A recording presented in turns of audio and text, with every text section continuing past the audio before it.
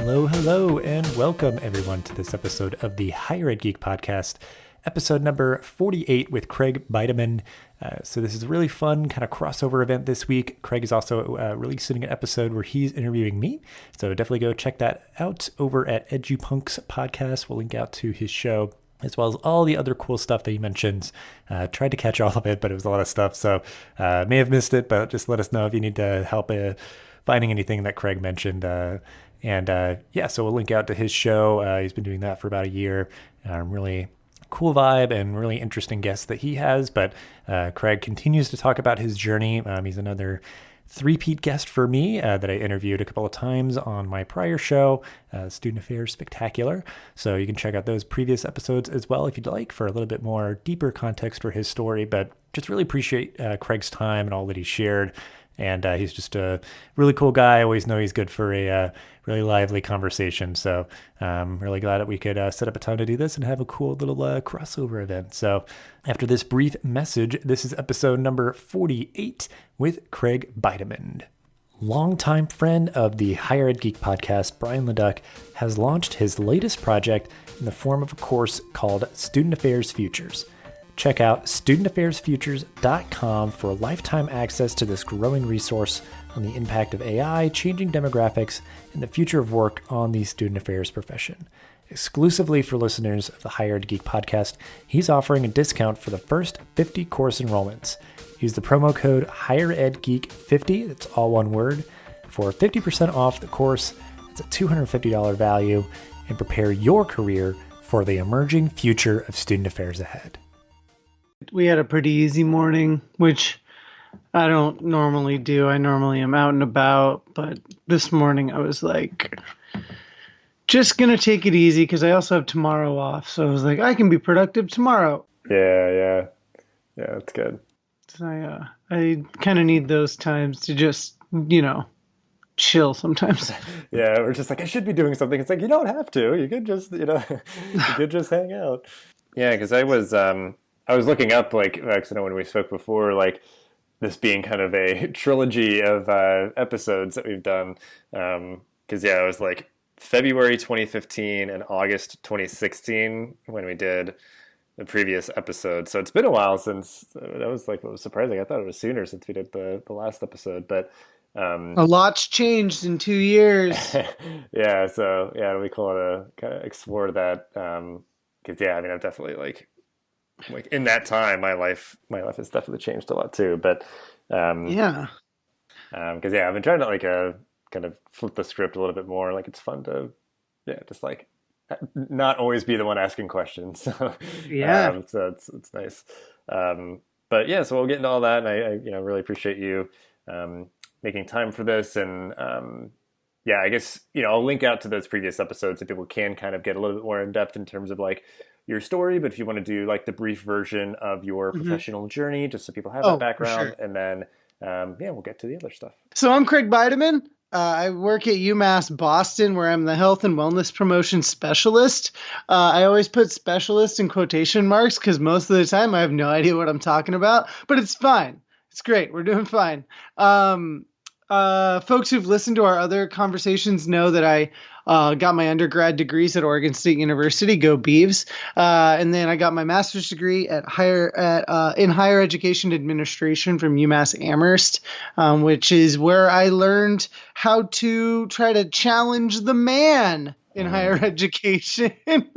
And over the last couple of years, even since we last spoke on a podcast, I have had many life changes, which I think will inform a lot of the rest of this conversation. And deeply, one of the things that has evolved the most in my professional journey is how I've kind of become attuned with my internal anarchism, my authenticity as a professional, and truly trying to like be a punk in the field. Like I've kind of embraced all of those things, and I guess that's kind of what I'm known for in the field. Well, yeah, and you've kind of like that's like the name of your podcast, and that's been going on for like over a year now. Like just like having that really manifest and show up, and just like proudly take on that moniker, and exactly. Cause yeah, Oh that's yeah, and certainly, I host that podcast, EduPunks podcast. Look at like you and me doing this thing. yeah.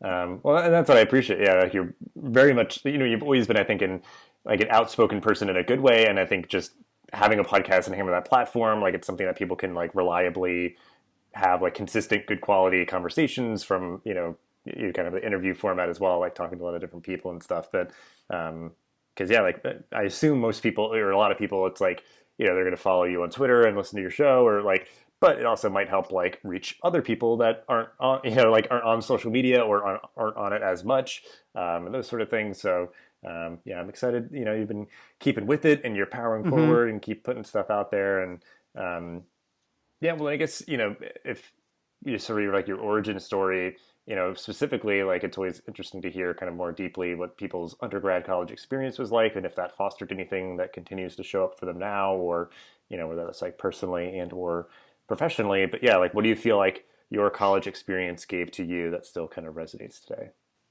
Oh, I think it ties so into who I am today because I finally so like there were a couple years where after college where I kind of I think lost touch with who I was as an undergrad because I kept trying to like I don't know, even getting into this field, I kept trying to be the professional I thought everyone wanted us to be, you know? Mm-hmm. And I was saying the jargon and I was taking the pictures. I was wearing what I thought I needed to wear to like get ahead. And then I kind of lost track of who I was in my undergrad because in my undergrad, I was the kid putting on gigs 3 nights a week while being an RA, while running like part of the school newspaper. So I was like doing a bunch of things and um, constantly doing, creating, speaking up, challenging people, and like my punk DIY roots in college 100% inform who I am today.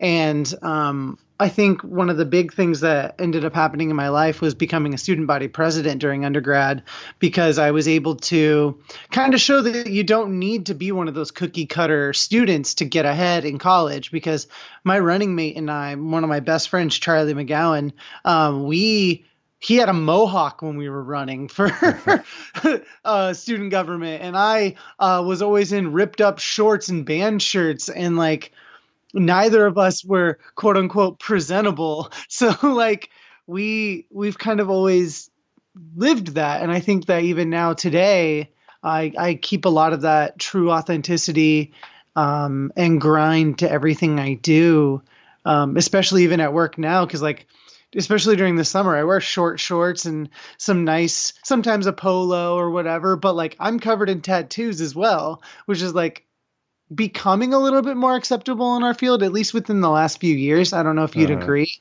but Yeah. like when I was in grad school, everyone was telling me not to get more tattoos. And by the end of grad school, I had a full sleeve and the other one's getting started. So it's like the full punk mentality of don't tell me what I can't do because then I'll go do it. Right.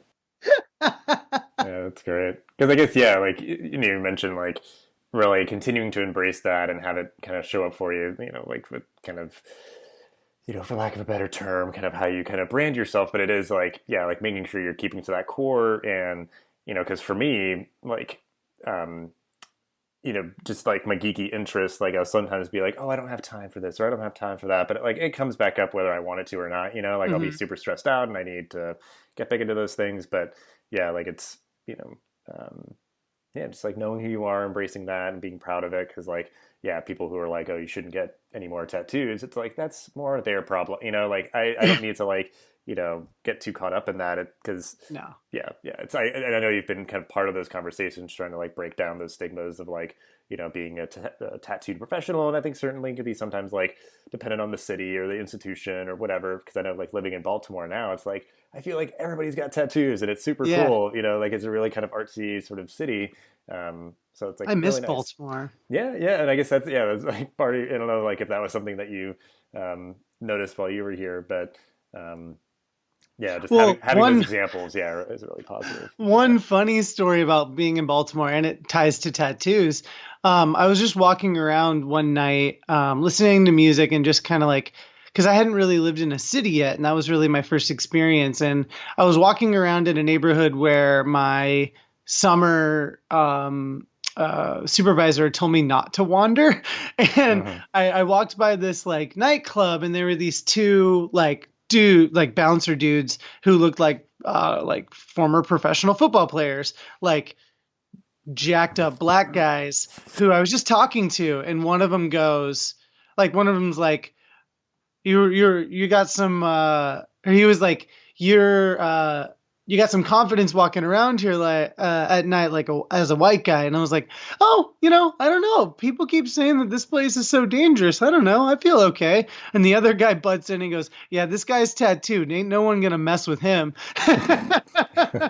Because we can tell you can take pain. And I'm like, yeah, and also like all the emotional pain too. And then he was just like, oh, you went deep.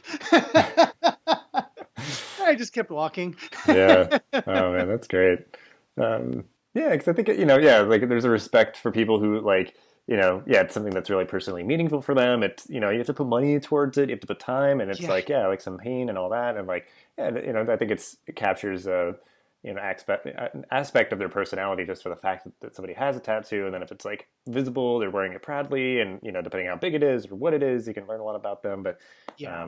so Well, I got tattooed 2 days ago again. So oh yeah. I saw a post about that. So um, yeah, I don't know. My wife is like, she's jonesing for a new tattoo. It's been a while for her. So yeah, I'm looking forward to like addictive, being part of because like I imagine this one I might like be with her when she gets it, or just kind of be more acquainted with that experience and journey because it's like she had most of them like when I met her, so it's like yeah. I don't have any, so it's just like it's a whole new world for me. Just to warn Yeah. you, if you're just with someone getting tattooed, it's very boring. Yeah. Bring something to read. Yeah, good call. Well, no, I mean, yeah, it was like a good kind of anecdote because I think like you were saying, like your current work, like you're able to very much show up as you are and not have to feel any sort of way about that, and so I guess if you want to like dig into that a little bit of like what you really enjoy most about your current work, like the job itself, the institution, like being in Boston, anything that kind of comes to mind for you about what you really enjoy about what you're doing now. I think there are a few things that I really like about the work I'm doing right now. One, there is a lot of independence within my office currently. Like it's just me and my supervisor running the wellness education portion of University Health Services at UMass Boston, and our department is within student affairs, which helps, I think, to a Mhm. degree. Some other folks in the office might not think the same, which is fine, but I appreciate it because it allows me specifically to have access to a lot of student affairs-y type things, which keeps me very much like kind of attuned with like the student pulse a little bit more than I think if I was just stuck in like the clinic setting or the counseling center setting. And Right. so I love that like my office sits in the spaces with the student centers. And so I'm kind of like, this is also kind of a bummer. I'm the adult on the floor. Hmm. If you could imagine how that goes. um, I also just explicitly love that my supervisor gives me so much independence because she trusts me to do a good job. She trusts me that I'll show up every day, even though like I've gone 2 weeks without seeing my supervisor, Hmm. like because we're in two different parts of the campus and she has a lot going on. I have a lot going on. And at the end of the day, most of our communication is via email or text. And it's always like super supportive, trying to help each other out. But we don't necessarily have to be in the same place all the time. And I appreciate that sort of respect and responsibility because it really like gives me a lot of agency over my work. Like it makes me feel like my work is valued. And I also really enjoy the fact that a lot of my students are like really becoming like big advocates on campus for like wellness issues. And I do think that I can selfishly take a good amount of credit for that because before I got there, they didn't really have anyone talking to them about like overall wellness, sexual health, mental health stuff. And now I kind of just drop in and do a lot of that work with them, and it's really great. And the exciting thing right now is I finally hired my first student staff. And we started like last week. So it's very new for me. I have a lot of anxiety over it, but luckily I've studied a bunch of models and I've talked to a bunch of people, and I think we're going to be good. And the students I hired are great. They're all very different. None of them are like me. So it'll be good to have a bunch of different perspectives and student experiences to really flesh out peer education program that I've been trying to work on for the last 2 years or so. So I am stoked for that work, especially since I've seen so many schools do really good work in it. And I just want to do that at my campus. And so now I finally have the chance to do so. Yeah, very good. Yeah, I think it's not anything that I've been directly involved in, but that's like a model of like kind of, peer student health educators and that sort of stuff. It's like, what I see from it, it's, just really beneficial. I mean, for the students facilitating it, but also the students receiving it. And you're able to get like their insights and point of views. And I mean, it's good that you're anxious to, I always like as the optimist or like the supportive person, it's like, that means you care, you want to do a good job. You want the result to be good. So it's like, I'm sure that will be quite the journey for you. I wish you the best of luck with that. And well, I legitimately had like a massive moment of imposter syndrome. Like I know a lot of folks in our field talk about that. Like it's a thing that's kind of always present. It literally the first time I felt that in this field was last Monday. Like I guess that's a good thing that I felt comfortable over the last few years. But last Monday, staring at a bunch of students who I've hired, them expecting me to know everything and to teach them everything was like a terrifying moment for me. But like at the end of it, I had a good cry. I love crying. We're about to talk about what I'm geeking out about lately. I love crying. I think it's really great. I think everyone can get a good workout from crying.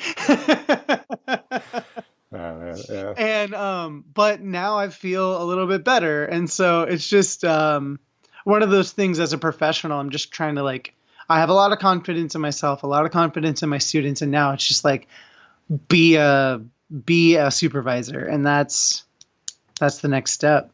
Yeah. Yeah. And I mean, and it's like, you're saying like you put in a lot of work to get this moving, and it's just like, that like catharsis, that release, it's like, I think everybody needs to cry every once in a while, even if, like, sometimes it matters less like what triggers it. It's just like, no, there's been some stuff in there. You need to kind of get some emotional release there. Because it's like, it's like, I don't know why I just watched this movie or this, TV episode or something. And, that was like the trigger, but it's just like, there was like some stuff kind of boiling up, and now, it's finally getting out. But I cry when I run. Like this stuff just sometimes comes out of nowhere. And I was running last week or 2 weeks ago, and just one part of one song hit me just the right way, and I was like, oh no. Wow. Oh, yeah. Well, we're gonna take a second to get this one out.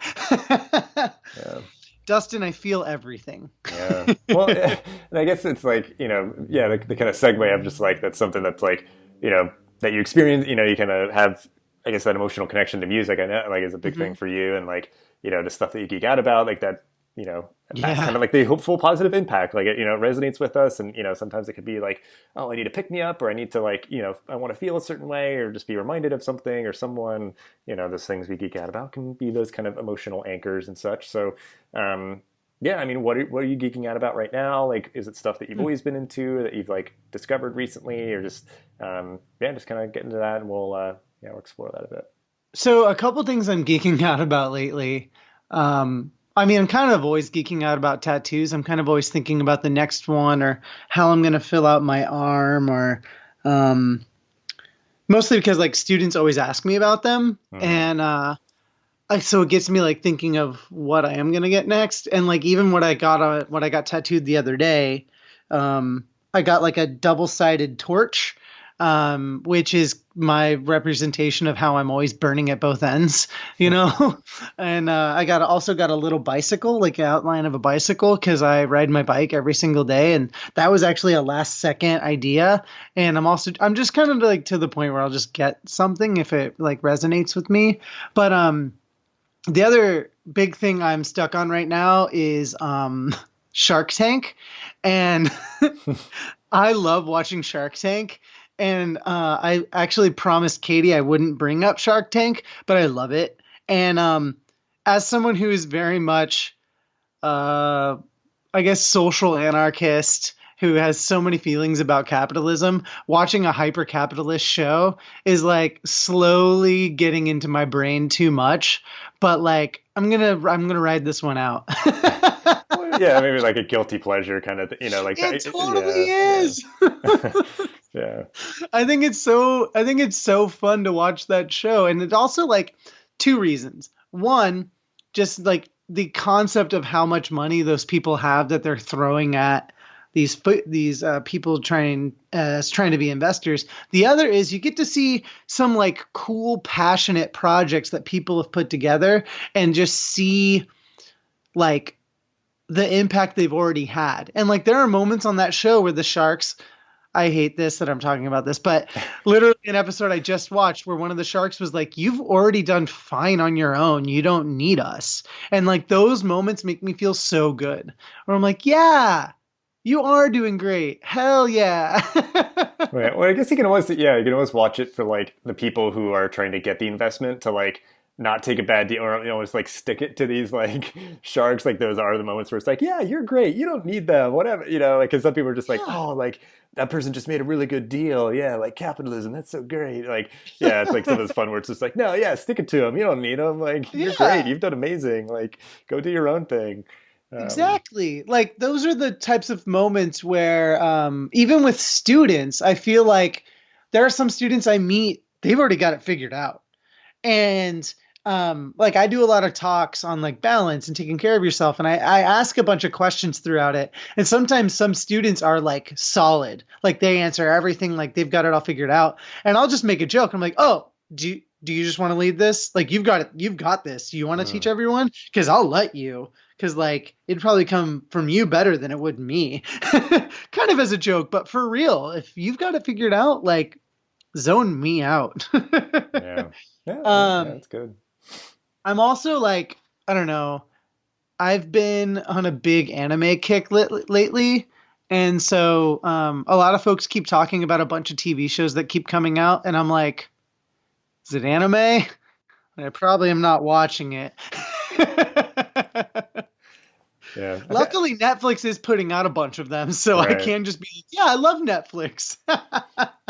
And I feel like people have recommended, yeah, like 'cause I think it's one that I've seen you post about, like My Hero Academia.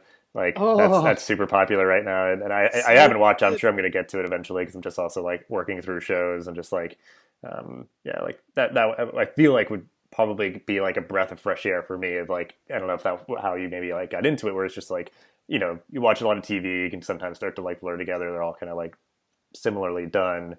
But yeah, I guess what was sort of like capturing your attention about like anime specifically? Um, and one, I think Japanese creatives are some of the most original and inventive people. And that's one of the main things that has captured me whenever I watch anime or like read a manga or watch anything influenced by the Japanese culture. Um, because I truly think that they have original story ideas, original plot lines, um, and they have ways of demonstrating it and illustrating it that like American audiences are completely, a lot of them are turned off to.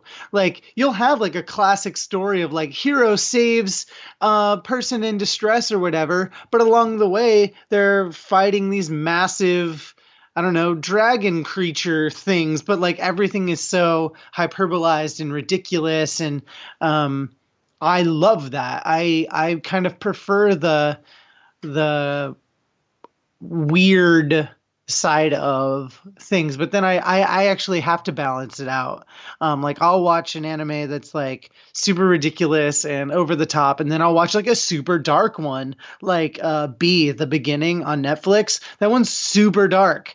But then I'll go watch Seven Deadly Sins and it's fun and kooky and weird. And then I'll watch a super sad one like Your Lie in April and I'll cry the whole time. But then literally I'll go watch uh Uran High School host club, and it's just super gay and queer and everything's pink. So like I'll just like transition. I can't just watch heavy, heavy, heavy or funny, funny, funny. Like I want shows that will help me differentiate the things that I've watched. And even like I started noticing that in a lot of live action TV shows. I've just been like, yeah, I've seen these are predictable. I want to watch something that's like I can't actually figure out what's going to happen next. And that's what I love. That's what I've always loved about anime is like, yeah, there are a bunch of them, but you're always going to find like a new bent on it.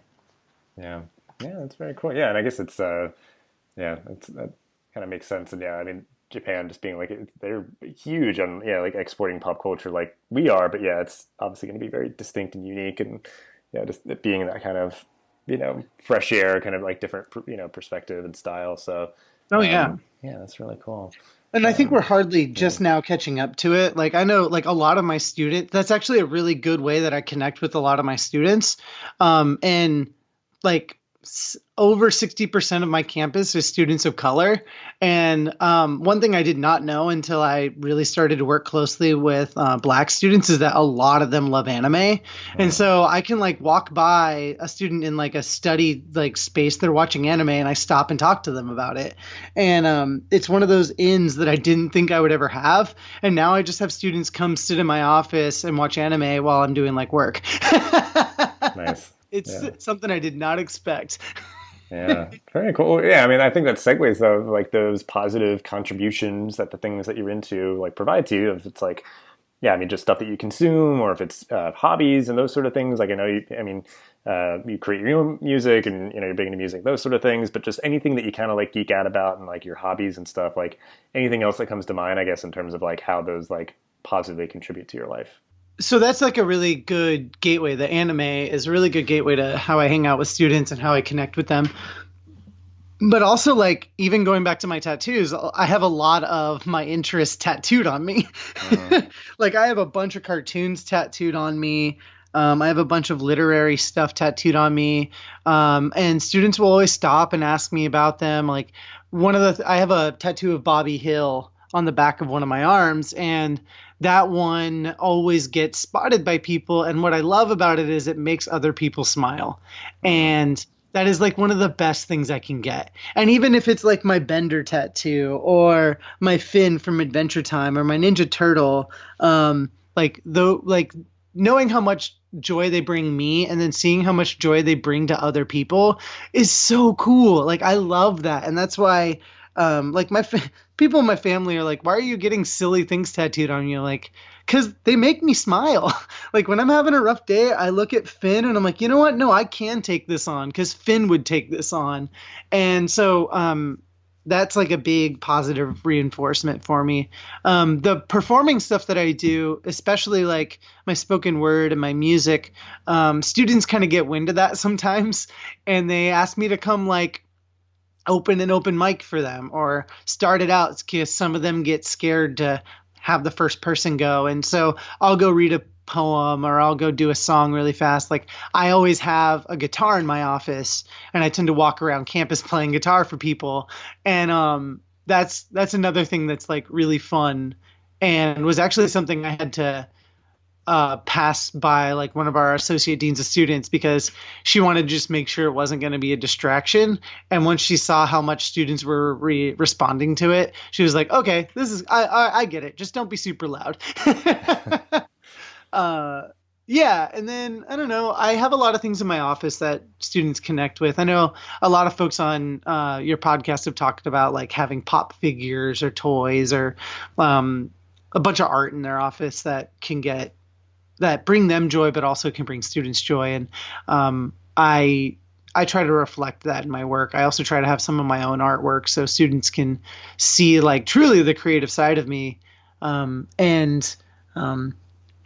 I am pretty active in our music scene here in Boston. That's one of the things I love about being in this city. There's so much creative stuff to do. And so I actually spend a lot of my evenings with my partner, Katie. We go to gigs like concerts and we table for sexual assault prevention, which is like also tied to my work, but it's also just something that we want to give back to the scene because when we were growing up, going to gigs that didn't exist. And so that's also like intrinsically tied to my identity as a punk professional. And so like we tend to have folks on our podcast that also have those kinds of backgrounds. So we can show that an educator isn't necessarily pinned down to someone who works in a college or in a school. It can be someone who is literally going gig to gig to gig, playing tunes that are bringing social justice issues to their audience and not knowing who it might impact that evening. So I love being in a lot of different circles and making a lot of different connections, because it's like very much like made me, I think, just a better person in general. So yeah, that's awesome. And I guess, yeah, I mean, anything else that you'd want to sort of like name drop that like you're reading, watching, listening to, or anything like that? Because like I think like thematically, and you know, like a lot of good anime and those sort of things, and I think we'll link out to like, you know, your website that has like a lot of your like your music and those sort of things on it too. So I guess like, yeah, any like, and it could be any combination or like anything that comes to mind. Yeah, like other podcasts or like other music or books or stuff like that. Yeah. Oh man, yeah, I know that you like to get specific. So so I'll take this piece by piece. We're already talking about podcasts. I love the Crooked Media folks. I'm a classic liberal, but I love what those guys are doing, especially with Keep It, which is a really great pop culture. It actually helps me keep up on a lot of popular culture stuff because I'm not necessarily in the know about it. I don't really like to keep up on it, but like I get a little dose of it every week. I also really love Benjamin Walker's Theory of Everything. It's a podcast where Benjamin Walker takes a lot of topics and kind of explores the reality and he blurs the lines of real and fake really well on specific topics and stories, to the point where some people don't know what is real and what is fake, and he's lost sponsors over it, which I think is super hilarious, and they just get a huge kick out of it. And I love it because it lets me kind of like distract myself into this world that he's created, and I really dig that. Those are probably like my two favorite podcasts. I'm also listening a lot to, I love The Illusionist, because it's all about words, and I love words, and you hear just like the stories behind words, and that is really great. And then like 99% Invisible is a really good one too. Reading, I'm going through a couple graphic novels right now. I just got the most recent trade of Deadly Class, which is really cool. Very graphic, so folks who have some issues with violence and or trauma, please know that is a lot of that book. East of West is really great. I just got the new Saga trade in the mail. I'm glad that it's going on a break because holy crap, like it is. They've crammed so much into that. Do you read Saga? It's been recommended a lot on the show, but I haven't gotten to it yet. Yeah. I didn't want to get into it because of how much people talked about it, but I get it. I totally get it now. Yeah. Beyond that, I've kind of just been reading some academic books on like pure education because what I've already talked about here. Currently, the anime I'm watching is, I'm keeping up with My Hero Academia as it's airing. I'm watching Seven Deadly Sins, which is great. It's on Netflix. It's weird, but I like that. I like weird. We're watching The Good Place, and The Good Place is amazing. We just watched this week's episode. Superstore is back, and I love Superstore. So all about Superstore. And then, it's funny because we've gotten through this whole episode, and I still haven't brought up pro wrestling. But I'm kind of, which is like one of my big things, but I'm kind of like burned out on it right now. Like I'm having one of those feelings where I'm just kind of like, I haven't watched the product in like a couple weeks, and I don't know what I'm doing right now. So that's like, I guess a symbol or signal that I might be a little busy, and I'm okay with that because I'm prioritizing other things in my life, which is weird. That's such a I don't know. I'm just coming to terms with that right now in this moment, Dustin. Oh, wow. Well, like yeah, or like a breakthrough here or something, or just a I realization. know. Um, Anyone who listens to this and knows that I run the student affairs clique is like, oh my gosh, are we losing Craig? yeah, well, it's one of those things too. Like nowadays, because like like everything's kind of archived. Like you could just go back and start catching up from where you left off, Oh, or yeah, like I'm not worried about that. yeah, Yeah. yeah. So it's like it'll be there, and yeah, I mean it just like ebbs and flows. Like for me, yeah, like I've sometimes been like really hardcore into video gaming, and then that falls off, and like I'm starting to pick it up a little bit, like a little bit now, and trying to like make time for it in my life because yeah, like other stuff was prioritized, but I'm starting to realize like like I appreciate having free time and not having to always feel like oh I need to work on that project or do this thing or it's just like I can sit and play whatever game I want for however long I want, or watch my shows or, movie or something. Yeah. So Yeah, it's hard. Like, I feel like once we get a little bit busier, I'm starting to like learn some of those adult things that I was supposed to learn years ago. And now it's like, okay, I guess I have to make decisions now. And I hate that. right.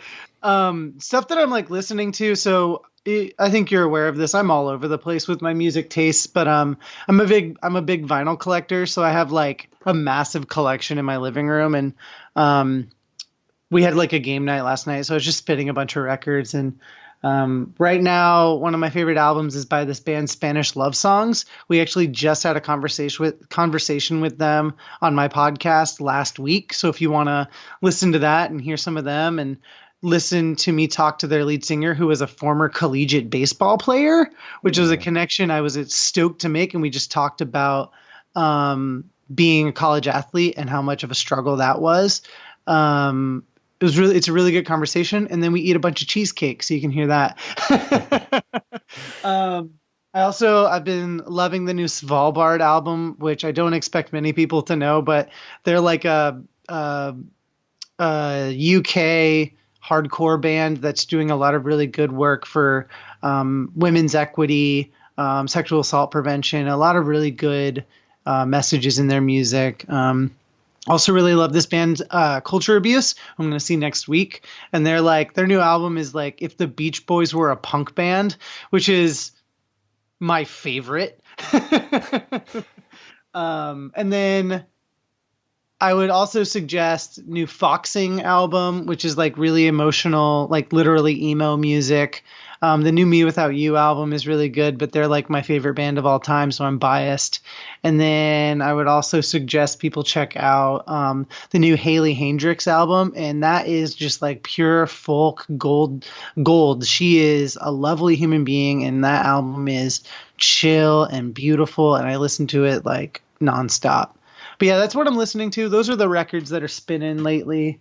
I'm trying to look over to see if I have any newer things that I should have brought up. But if folks want to know what I'm listening to, you can check out my Instagram because I'm constantly posting records. Mm-hmm. Yeah. Awesome. Yeah. And I think it's a lot of good recommendations, kind of giving folks some homework depending on what they might be, looking for. But I try to provide a nice swath of yeah. styles in there. Yeah, that's what I like. Yeah, like people hit on each and like maybe provide a couple different options for different things. So I appreciate that. But yeah, we'll wrap up the episode here as we always do. If you just want to share, just kind of wrapping things up on an optimistic note, something or things you are looking forward to in your job, life, and or the world. So my peer health educators, getting that going is like the thing that's been on my mind a lot. So I'm just really excited to see how that goes. And I'm taking them tomorrow night, Monday night. We're recording this on Sunday. But I'm taking them tomorrow night to my gym that I go to, which is a gym for people in recovery. I'm 6 years sober from alcoholism. That's a fun thing to throw at the very end of the podcast. But I've spoken about it a lot. And I feel like, especially if you've listened to my podcast, you know this. But it's a gym called the Phoenix. And you can also hear me talk to a woman that I worked with, Andy McConey, about this specific gym where we try to help folks who are struggling with addiction, substance abuse, get clean through fitness. And the gym has like a rock wall. It has like CrossFit classes. It's gotten me into truly taking care of myself and my body and the way I eat and the way I exercise and just kind of like making sure that I'm actually taking care of my body. And so I'm taking my students there tomorrow night for rock climbing, and I'm super excited for them to do that nice like staff bonding thing. I haven't even talked about running yet, but running's actually taken a little bit of a backseat in my life, only because I've shifted from doing nothing but mileage, because I used to do like 50 miles a week, to paring it down to running shorter distance, a little bit of a faster pace, just so I'm like switching just the types of muscles that I'm using. And I'm finding that I'm actually taking care of myself. And that's been a big change in the last 2 years since like we last had a podcast chat. But I've been trying really hard to just take care of my body. So I'm not like literally while I'm burning at both ends, I'm not actually burning myself down. So it's really exciting work that I get to do, especially at that gym and with the wonderful people. And it's actually like shifted a lot of my perspectives on like how I view the military and veterans, because a lot of folks who come through are former military veterans, and a lot of them have substance abuse issues. A lot of them are addicts, and they got no support when they got out of the military. And just learning through their stories and through their determination to get better, it's like I'm a pretty anti-military industrial complex kind of guy, but I have learned so much, and I'm just like full-fledged want to support veterans in recovery now. And that's like really taken on a big part of my life in the last three months. This change has happened. And that's one of the bigger things in my life, is being a part of that community, taking up rock climbing, taking up CrossFit, something I never thought I would do. And I know you've talked to Wayne Glass, and I know that he would love to hear this, and we're going to compare thighs next time I see him. But those are like the big things I'm excited for right now, is my students continuing to take care of myself. And ultimately, a lot of the new creative stuff I'm doing, I just announced a new performing name. I used to go by another musician, which was terrible and vague, and now I go by Fragile Bird. I just posted a brand new music video over last week. It was actually posted on Friday, which is the 3rd anniversary of my father's death. And so the song is meant to be the last thing I'm writing for him, and also how I got over my eating disorder. So there's a lot there. I know I just crammed a lot into the last couple of minutes, but the last few months of my life have been like truly transformative, and I feel better than I've ever felt in my life. And anyone who's seen me over the last couple months, I think, has kind of noticed that. So big changes. Yeah, that's great though. I mean, yeah, it's like a lot of stuff that's happened recently, and sort of like looking forward to the future. It's stuff that'll, continue to have a positive impact for you and others. And yeah, it's all just like, I think, I'm sure some of that stuff, if it's just like, week to week, it gives you something to look forward to, or, just really, you're continuing to build that community there in Boston, and just investing good energy and doing good work there. And I'm glad you're feeling better, and just like, because I think it's like, sometimes, it's the whole idea of like people doing like a fad diet, or like, some sort of even fad workouts like CrossFit. Like I looked at it like, why do people do this? And I get that there's like different types of communities for folks who do CrossFit, but like doing it around people, some folks have like ankle bracelets on. Some folks are literally in halfway houses. Some folks don't actually have a place to live, and they're just there trying to get healthier, trying to just get a workout in and be in a community. I love being in that space. I'm not around a bunch of like dude bro CrossFit people. I'm around like truly like human beings that just trying to better themselves. And like, I love being one of the folks that can help support that, because I'm truly comfortable in my sobriety. And I think I'm at the point where like, if I would have relapsed, I would have relapsed already. But you never know. You honestly never know. So, yeah, that's like the wonder of getting over the idea of not wanting to do something just because everyone else is doing it. So, am I actually punk anymore, Dustin, by the end of this? I'm doing everything because everyone else is doing it. I'm watching Shark Tank. Who am I? I mean, yeah, like very self-aware of like, like the stuff that you're consuming or doing, yeah.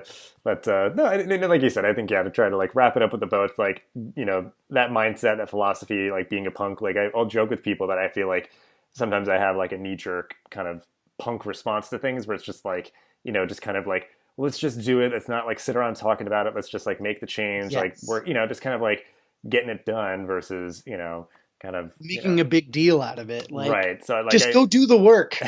Exactly. Yeah. So I think, I appreciate that. That's, always kind of a North Star for you to like kind of look back on if you need that guidance. But yeah, like at the very least, not feeling like you have to be this like, like stoic going it alone or whatever, like you're trying to take care of yourself in a sustainable fashion, build a community and be supportive of other people on their journeys, wherever they are in that. And, just doing work, whether it's on campus or off, in your neighborhood there, just, doing what you can to help folks. And I think it's also because I think like how you're framing it too, like when you go to shows, like almost, I've never really been part of those scenes or anything. Like music's, just never been one of my like top geekdoms or anything like that. But I can appreciate that community, but like almost reshaping maybe what some people think it means to be a part of the like, punk scene or whatever. It's like, no, we're here talking about like important stuff. And like, I don't know, like using that energy towards like trying to make positive change versus almost just being like, which is easy for a lot of people to do, like just being cynical and just critical and just like kind of being like, everything's awful and there's no point in doing anything. It's like, no, yes, things are awful, but like, let's try to, I don't know, like use that energy to like, make a positive change for things. And, me as the eternal optimist, like I can appreciate that. However people kind of come to it, just making sure people feel supported, feel safe, feel like, there's stuff to look forward to and that we can, because it's not like, oh, things just get better by like nature. It's like, no, it takes people like doing the work. Like we have to actually take action to make things better. Like that's not just like a law of the universe that like things always get better. It's like, no, it depends on people making it better. So, whatever way, again, whether it's through like, kind of reshaping and making like punk scenes more positive or something, or if it's like, through, like a CrossFit gym, like you said, it's like, that's the last place you would expect to find it, but it's like, it's there and it's great. And it's really cool to hear that you've been able to be a part of those things. I did not think I would. And even like right when I came back from the first workout and I was talking to Katie and I was like, I have to go back. And they were like, what? I was like, it's just a wonderful community. And so for the longest time, I thought I could do all this stuff alone. And now I'm realizing, no, I need people around me. And I think that is one of the biggest things we can do as people is sometimes we need to learn when to give up control. And that's something I'm learning to be better with. So as long as we're doing that, I think we're going to be okay. Yeah, well, that's the perfect place to end the episode. I appreciate, all that you shared and really good stuff for people to plug in with and connect with you and your work. So, just really appreciate your time. Thank you, man. I'm really glad that we got to have another conversation, and I'm excited for folks to hear me interview you. Stay tuned for that, folks. We'll, I think we'll probably have to cross-link in, either episode. We can just kind of we're gonna have to over. Yeah, it's a special week in higher ed podcasts. Yes. Cool. Yes, definitely go check out my episode on Craig's podcast. So we'll link out to that as well. This podcast is part of the Connect EDU podcast network, bringing together diverse voices in the higher ed community. Check us out on Twitter at ConnectEDUPod or at connectedu.network. Thanks for listening to this episode of the podcast. Make sure to rate, review, and subscribe so you never miss an episode. Thanks again for listening, and we'll see you in the next episode of the Higher Ed Geek Podcast.